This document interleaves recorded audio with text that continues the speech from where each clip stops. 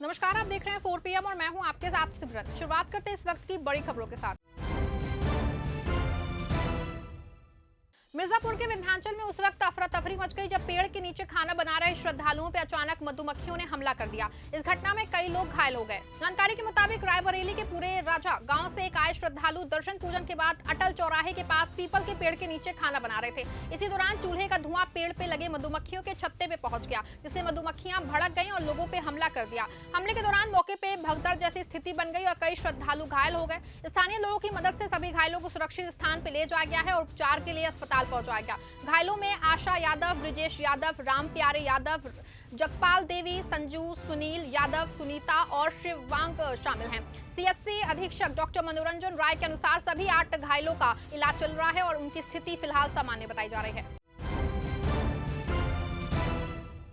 कानपुर से एक संवेदनशील मामला सामने आया है, जहां नाबालिग बच्ची से छेड़छाड़ के आरोप में पुलिस ने एक बुजुर्ग आरोपी को गिरफ्तार किया है। मामला हरबंश मोहाल थाना क्षेत्र का है, जहां एक टेलर पे पड़ोस में रहने वाली नाबालिग बच्ची के साथ यौन उत्पीड़न के प्रयास का आरोप लगा है। बच्ची के पिता की शिकायत पे पुलिस ने त्वरित कार्रवाई करते हुए 58 वर्षीय आरोपी को गिरफ्तार कर लिया है। पुलिस ने आरोपी के खिलाफ संबंधित धाराओं में मुकदमा दर्ज करके उसको जेल भेज दिया है। मामले की जांच जारी है। कानपुर के जूही थाना क्षेत्र स्थित राखी मंडी में बड़ी अग्निकांड टल गया। बारा देवी इलाके में बाइक वाइजर और प्लास्टिक उत्पाद के गोदाम में लगी भीषण आग ने पूरे इलाके में अफरा तफरी मचा दी। शर्मा मोटर्स के पीछे स्थित गोदाम में अचानक आग लग गई, जिसने देखते ही देखते विकराल रूप ले लिया। गोदाम में भारी मात्रा में प्लास्टिक और ज्वलनशील सामग्री होने के कारण आग तेजी से फैली नजर आई। सूचना पे कई दमकल गाड़ियां और पुलिस बल मौके पे पहुंचे और तकरीबन 3 घंटे की कड़ी मशक्कत के बाद आग पे काबू पाया। आशंका है कि इस हादसे में लाखों रुपए का सामान जो है जल के खाक हो गया है। राहत की बात रही कि समय रहते आग पे काबू पा लिया गया, वरना यह हादसा लखनऊ के बड़े अग्निकांड जैसे कि त्रासदी बन सकता था। सबसे चौंकाने वाली बात है कि घटना स्थल के ठीक सामने अवैध रूप से बनी झुग्गी झोपड़ियों में हजारों लोग रहते हैं, जहां कबाड़ का भंडारण भी किया जाता है। ऐसे में बड़ा हादसा होने का खतरा हमेशा बना रहता है। क्षेत्रीय पार्षद पति सुनील कनौजिया ने प्रशासन से मांग की है कि राखी मंडी क्षेत्र में अवैध रूप से चल रही फैक्ट्रियों और कबाड़ के कारोबार पे तत्काल कार्रवाई की जाए। इस घटना के बाद कई बड़े सवाल खड़े हो गए हैं। क्या इन फैक्ट्रियों के पास फायर विभाग और प्रदूषण नियंत्रण बोर्ड की एनओसी है? अगर आग पे काबू ना पाया जाता तो इसकी जिम्मेदारी कौन लेता? क्या प्रशासन किसी बड़े हादसे का इंतजार कर रहा है? फिलहाल पुलिस और फायर विभाग आग लगने के कारणों की जांच कर रहे हैं। ये मेरे वार्ड 14 के अंतर्गत का इलाका है और ये राखी मंडी का क्षेत्र है। यहाँ पर एक वाइजर जो मोटरसाइकिल में प्लास्टिक का शीट होती है, प्लास्टिक का काम होता है, वो वाइजर बनाने की फैक्ट्री है, जिसमें आग लग गई।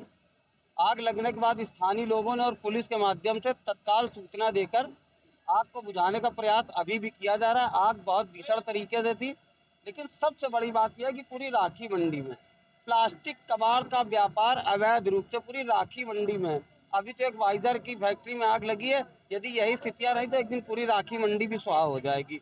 मेरा प्रशासन से अनुरोध है कि तत्काल प्रभाव से अवैध प्लास्टिक कबाड़ व्यापारियों को तत्काल प्रभाव से हटा दिया जाए। क्या स्थिति है? क्या स्थिति नियंत्रण में है। पुलिस है, फायर ब्रिगेड है, स्थानीय लोग हैं, सभी लोग प्रयासरत हैं और स्थिति नियंत्रण में 1 आध घंटे में पूरी आग बुझ जाएगी। लखनऊ वाला कांड कानपुर में भी हो सकता था, क्योंकि कानपुर के जूही राखी मंडी में आग लगी थी। करीब 3 घंटे की कड़ी मशक्कत के बाद करीब 1 दर्जन से ज्यादा फायर फाइटर्स की गाड़ियां यहाँ पर मौजूद थी और 45 से ज्यादा फायर कर्मी यहाँ पर आग बुझाने का प्रयास कर रहे थे और आग बुझाने में लगभग कामयाब रहे हैं।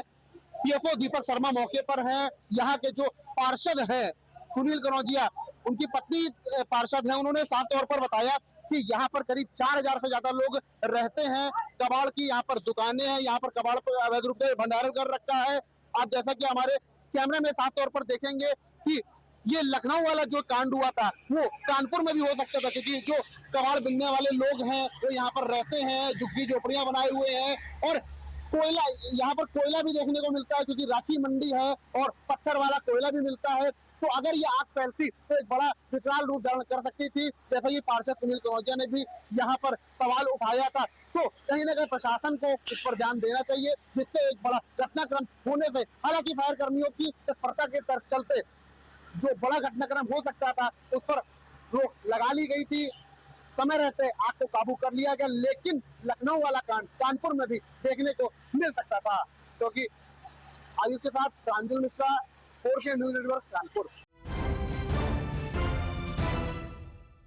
कानपुर से सनसनीखेज वारदात सामने आई है, जहां पैसे के लालच में एक युवक की हत्या कर दी गई। इस मामले में 5 लोग शामिल बताए जा रहे हैं, जिसमें एक महिला भी शामिल है। मामला चकेरी थाना क्षेत्र से जुड़ा है, जहां 17 अप्रैल को विष्णु चंद्र त्रिवेदी ने अपने बेटे अंकित त्रिवेदी के लापता होने की सूचना दी थी। पुलिस जांच में मामला हत्या का निकला है। सीसीटीवी फुटेज के आधार पर पुलिस ने पाया है कि अंकित को एक स्विफ्ट डिजायर कार में रेहान, शादाब, अल्तमस और अफसाना के साथ ले जाया गया था। पुलिस जो है, जबकि सत्यम बाइक के पीछे चल रहा था। पूछताछ में आरोपियों ने बताया है कि रास्ते में टॉयलेट के बहाने गाड़ी रोकी गई और अंकित से मोबाइल के जरिए पैसे ट्रांसफर करने को कहा गया। पासवर्ड बताने से इनकार करने पर आरोपियों ने गला दबा के उसकी हत्या कर दी। इसके बाद शव को सुल्तानपुर घोष के पास गंगा नदी में फेंक दिया गया। पुलिस ने इस मामले में 3 आरोपियों को गिरफ्तार कर लिया है, जबकि मुख्य आरोपी सत्यम मिश्रा और अफसाना अभी भी फरार हैं। शव की तलाश के लिए एनडीआरएफ और अन्य टीमें लगाई गई हैं।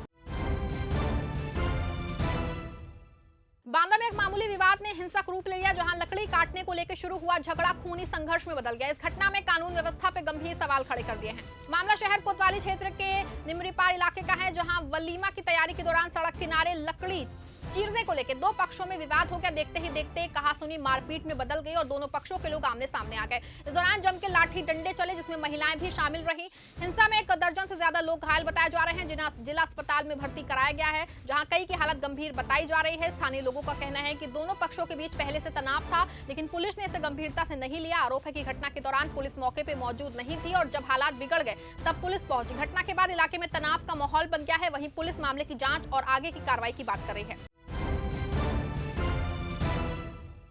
फिलहाल खबरें बस इतनी ही। प्रदेश की हर छोटी बड़ी खबर के लिए देखते रहें 4 PM न्यूज नेटवर्क।